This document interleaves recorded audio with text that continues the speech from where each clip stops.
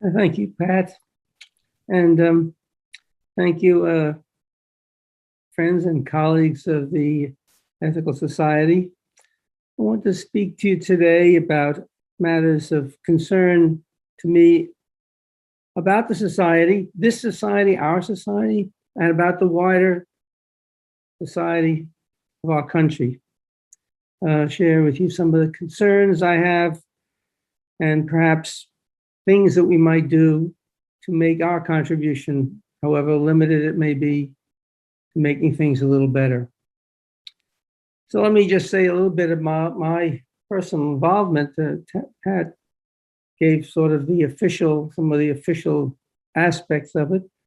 But really, I have been motivated in my life to promote, to fight for human dignity, for human rights, mutual respect, social justice, and to do it by promoting the democratic empowerment of human beings in the cooperative endeavors and advancing things like ecological, sustainable economic development.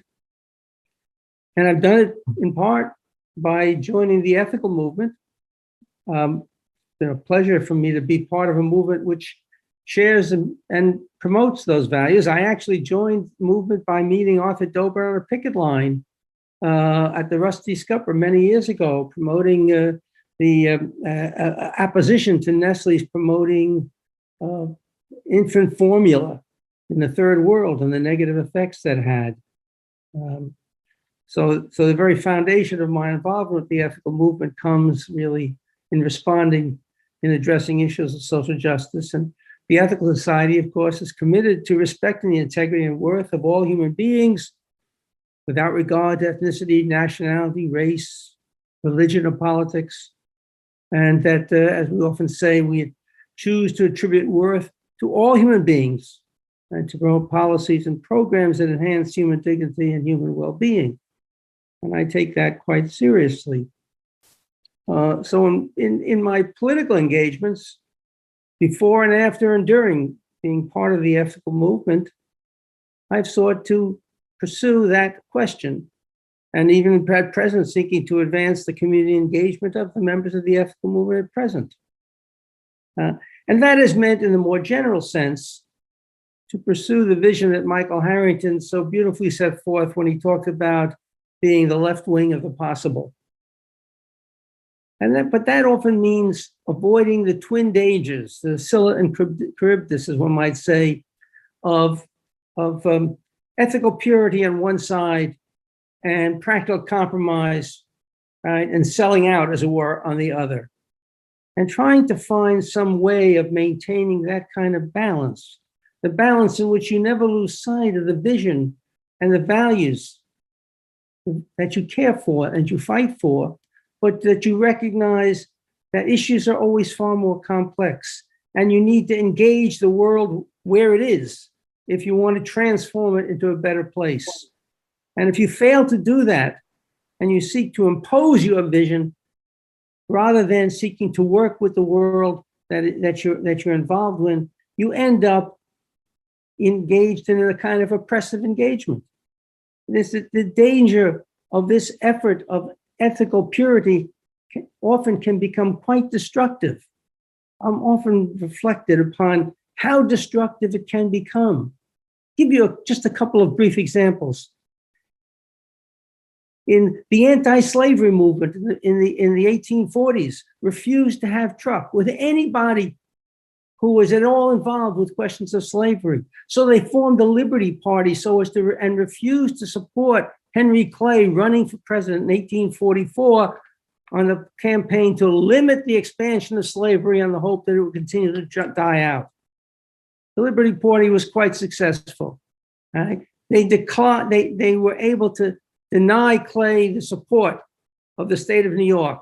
And because he did not get the support of the state of New York in the 1844 election, James Polk was elected president and then carried out the invasion of Mexico and the Mexican-American War. Right? That was his platform. But we know it much more recently. We know the purity of the Green Party and Ralph Nader in the year 2000, which brought us the Gulf War. and the war against terror, the invasion of the Middle East, right? That's something that I often encountered in my work, in my organizing with the Progressive Coalition also, and constantly torn between the ideals that you fight for and the ability to realize them, and having to deal with the fact that so often people get so caught up in their ideals that they can't understand the consequences, the necessity of dealing with the reality they're dealing with, and the necessity of it. We were forced on occasion, I remember years ago, to refuse to endorse a progressive liberal in the 1st Congressional District in Eastern Long Island, George Hochbergner, who was a Roman Catholic, very progressive on all issues, but a Roman Catholic and not supporting abortion. So that was absolutely forbidden, right? And we ended up with a series of right-wing Republicans, most recently Lee Zeldin, right? The consequences of that kind of purity. But there also is a process that takes place within organizations, the process of what you can call groupthink, right? A process of unspoken, often unspoken social pressure, in which the moral purity and the ideal vision of the organization and of its leaders tends to make it impossible to deal with this disagreement, tends to make it impossible to think, right, that problems are somewhat more complicated, and that simple answers and simple solutions, pure as beautiful as they seem, can often be self-destructive, can in fact be oppressive, right? So many of you know my experience with the Progressive Coalition.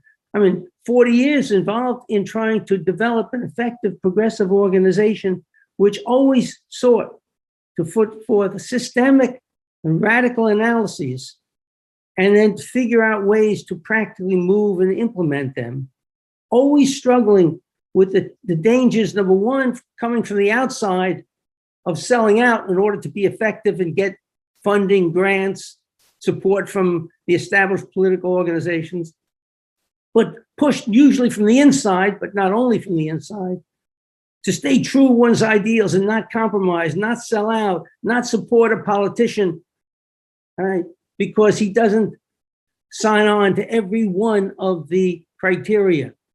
For example, most recently, the Working Families Party refused to endorse, for example, Laura Curran, because her position on police reform was not adequately pure enough, and she wouldn't buy into the People's Plan. Although Laura Curran staked her reputation, right, on the reevaluation of the real estate taxes, in which over a period of 8 years, right, the Republicans had carried out basically a transfer of wealth from the poor to the wealthy of about $1 billion. She staked her career on that, but no one cared about that among the progressive community with which I was involved, right? Because she didn't sign on to the People's Plan, right? That's quite consistent with that kind of purity. And you know the result of that in terms of my experience with the Progressive Coalition. So these are some of the concerns that come that motivate me as I think about what we're facing in America today and what we're facing in the ethical movement itself. Right? I want to talk about both of those things, and that's what I want to talk about with you today: the real profound challenges we're facing, and the ways in which we are even contributing unintentionally sometimes to those challenges. So let me say what I want to talk specifically about. All right. All right. I want to talk internally about what the society, what the progressive movement in general, the ethical movement particularly, is doing and doing wrong, which is contributing or weakening our capacity to confront the challenges facing us. And I want to talk at the wider sense about the radical nature of the challenges that we as a society are facing, and what we can conceivably do about it. But let's really face the challenge, and I don't want to understate it. what is happening right now in this country, right, is that we are confronting, led by what I would call the Trumpian MAGA movement, right, which has effectively taken over the Republican Party and under the aegis of what is called the big lie, that the election was stolen, right? They have taken over the Republican Party. What they are doing now is carrying out a slow-moving, effective coup d'etat, right? This is no longer politics as usual. If we think it is politics as usual, we are simply missing what is fundamental, right? What do I mean by that? Well, we all understand the kind of electoral disenfranchisement which has been going on, right? Most recently, we saw it in the obvious sense in Texas. I'll come back to that in a moment. And we know what that disenfranchisement generally means in limiting the access to the vote on the part of Blacks and Hispanics and Native Americans, but poor people in general, college students even, right? In all kinds of ways. We've watched that take place in Georgia. There are now 30 states in which there are movements, at least 30 states. There are 14 or so which have actually passed legislation to limit access to the ballot, right? Make it more difficult for people to vote, right? And that is serious and that needs to be countered, right? But that really is not the key to it. The key is much more fundamental than that, right? It's not simply our response is not simply to increase education among those who are potentially disenfranchised, to mobilize, to educate, and promote them. With half and half? No. All right, good, okay. It's not simply to do that. That's important. Fine, that's good. All right, and I'll come back to that. That's worth doing. And that's why HR 1 and HR 4 before, or now the Right to Vote Act that is recently put forth in the Senate. Those are important, right? And that's worth doing, right? And it's important to increase voter representation and mobilization. Those are all important things to do. But what is central to what is carrying on now is much more fundamental, right? Right. And it really relates to what, in fact, Trump tried to do.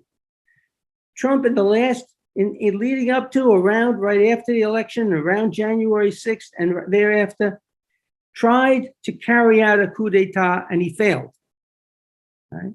But he came much closer than we realized, right? Right?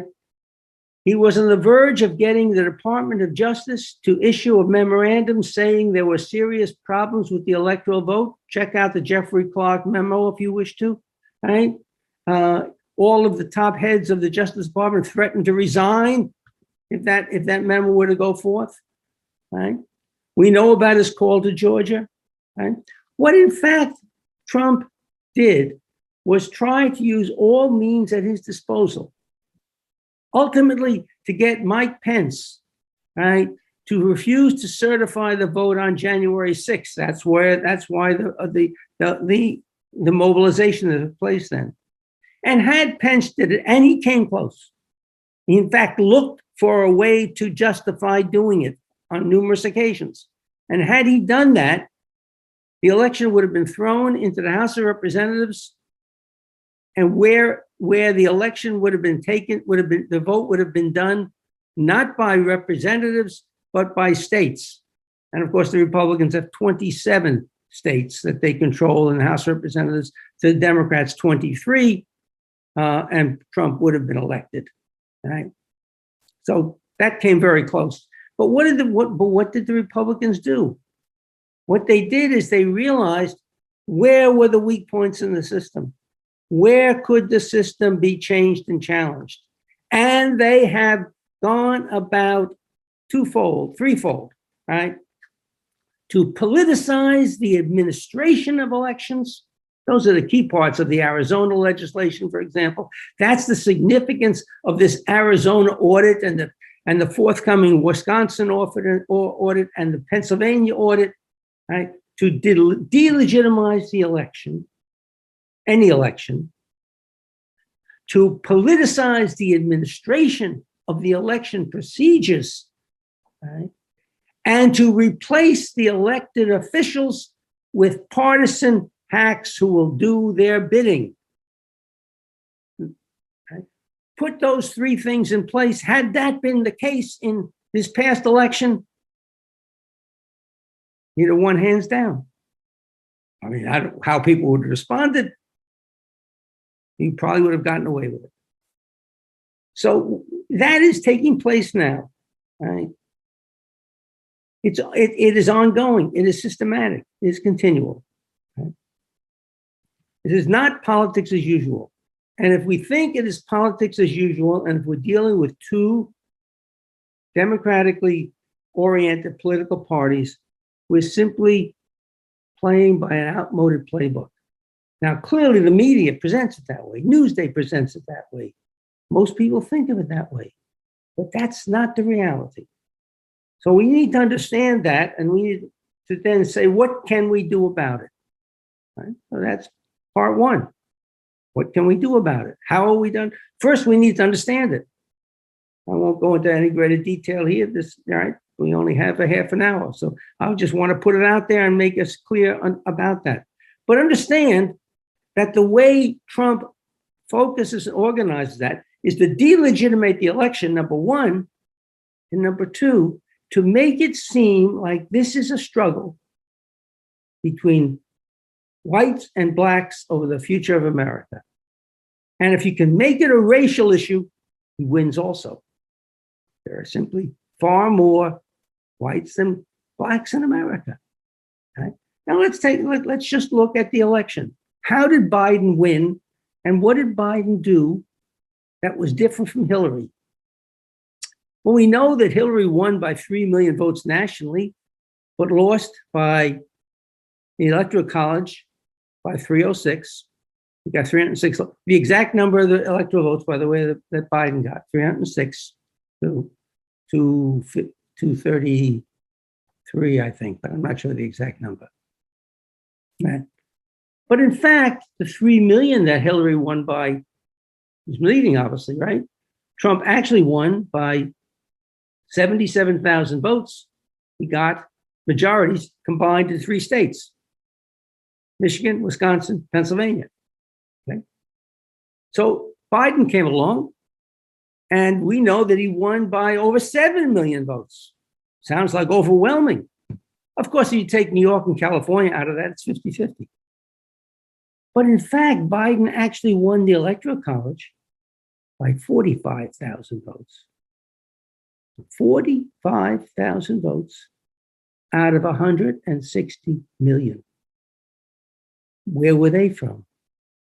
Wisconsin, Georgia, and Arizona. You take those 3 out, Biden doesn't win. It's actually, it gets thrown to the House of Representatives and Trump wins. 45,000 votes. All right, so what was the difference between Hillary's vote and Biden's vote? Well, in fact, Biden lost about 5% of the vote of the Black community that Hillary had gotten. 5% less than Hillary got. He lost about 9 or 10% less of the Latino vote than Hillary got. Right? So where did he make it up? Huh? Well, from white suburban women and from white, non-Hispanic white males without a college degree. He gained 4%. 4% roughly. He didn't do well with them, right? But the difference was sufficient, right? And in fact, of course, if you look at the actual election, Biden got more votes from whites than he got from blacks and Hispanics combined. Not a higher percentage, obviously, but more total votes. What is the significance of that? Right? What is the significance of that? Right? Well, That's part of what we have to think about, right? So how do he make up that difference? Well, in part, he addressed those issues. Right? In fact, if you were to look at his, if you want to understand part of the significance of his infrastructure plan, or if you look at his State of the Union address, he made it very clear the importance of providing jobs, unionized jobs, jobs that did not require a college education. But what is the reality behind that? That's the fascinating issue. It's a fascinating issue for the ethical society, since we care about all human beings. Right? Over the last 20 years, there has been an absolute devastation among the lives of non-Hispanic whites, male and female, without a college degree. Right? While throughout the entire 20th century and into the 21st century, almost all demographics in the Western world have shown increasing life longevity, with the sole exception of the period of time from the Spanish flu in 1919. Up right to the present time. And that's for Blacks, Hispanics, Native Americans, Eastern Europeans, Western Europeans, increasing longevity of life, except among non-Hispanic whites in America alone, not in Europe, in America alone, since the late 1990s.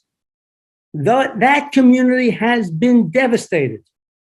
Were they to have continued on the normal trajectory of life expectancy, more than 600,000 more would be alive today.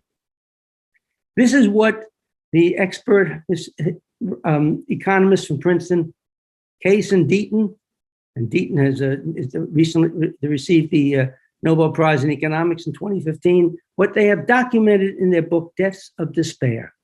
Deaths from suicide, opioids, and alcoholism. Has ravaged that community of whites, male and female, in America, across the country, not just in the Rust Belt, but in Suffolk County, right? Across the country. That community has been ravaged and devastated, right? In a way which is absolutely unprecedented, right? But what does a community like that hear from the progressive community, from the ethical society? Have we had one speaker here who has expressed any concern for what is happening among white people without a college degree in this country? I cannot recall one. What do they hear from us? And I say us, I mean the ethical movement, the American Ethical Union, or the progressive movement in general. I am a state official of the Working Families Party. I'm involved, as we all know, with the New York State Community Equity Agenda. Right? We all are so concerned, and rightfully, with the condition of Blacks and Hispanics and Native Americans. Yes, rightfully. But where's our concern for a community that has been devastated?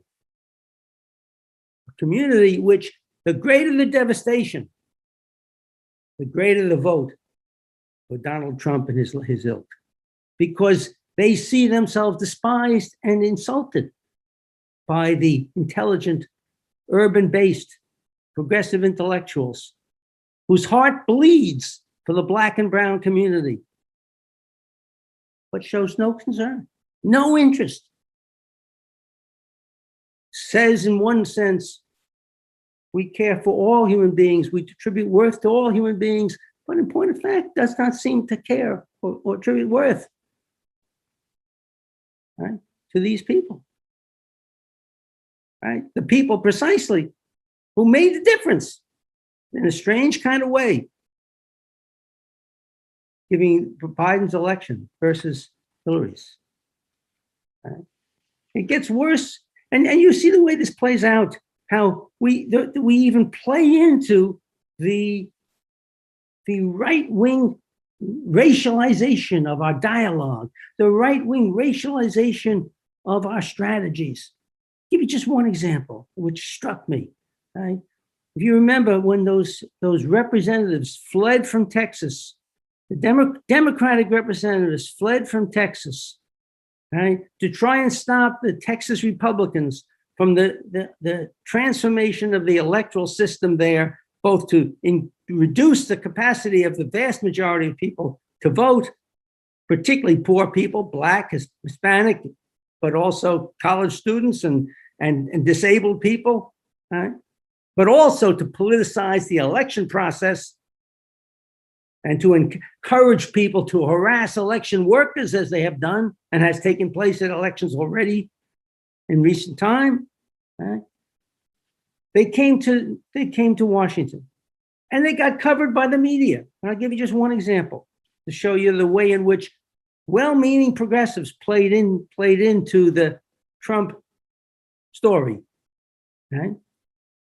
I'm watching Chris Hayes, and Chris Hayes is covering this outrage that's taking place in Texas, and he wants to cover the Democratic representatives that are fled the state, right, and are seeking to avoid the quorum that the Republicans would need, and he interviews these people.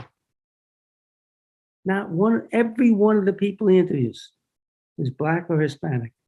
Not one white person.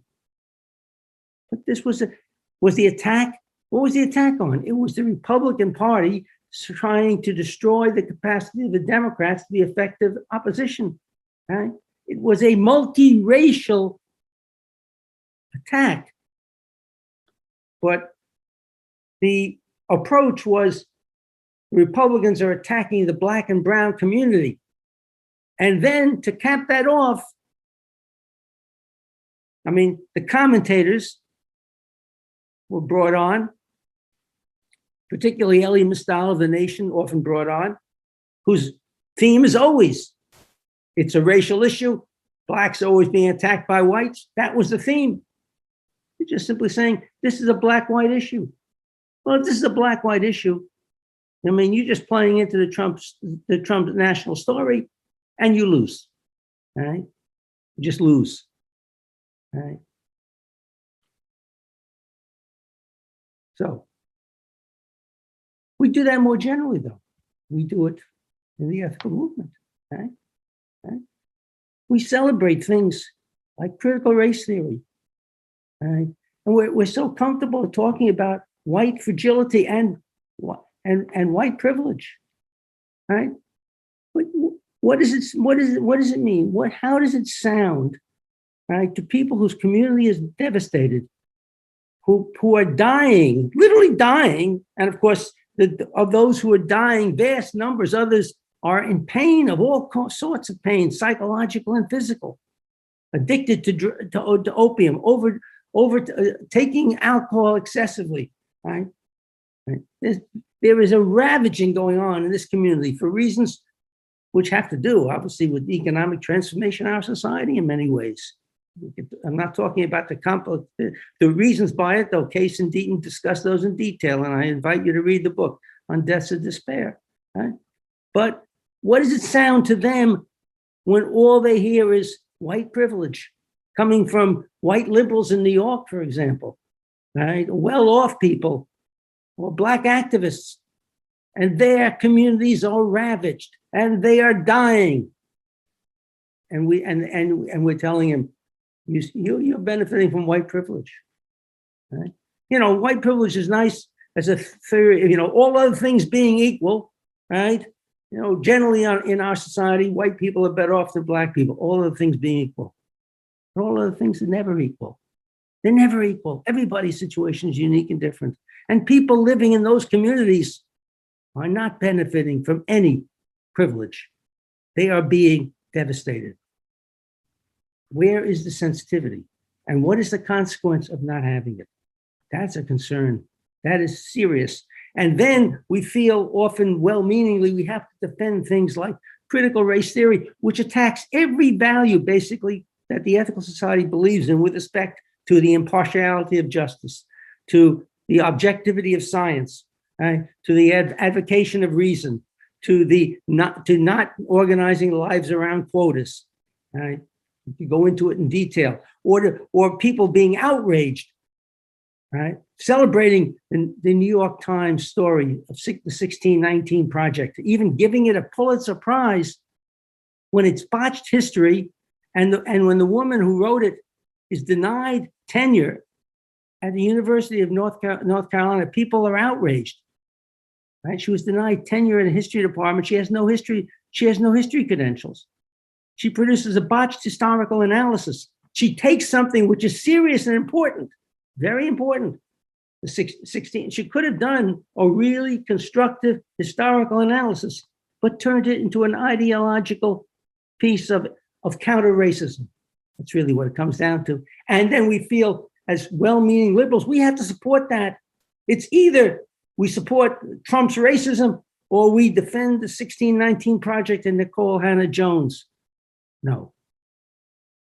You have to find a way to understand the history of racism in this country, its systematic nature, and what is necessary to address it systematically without choosing to demonize American history and culture, without demonizing vast majorities of this country and and our people, and turning over the American flag, as it were, to the opponents.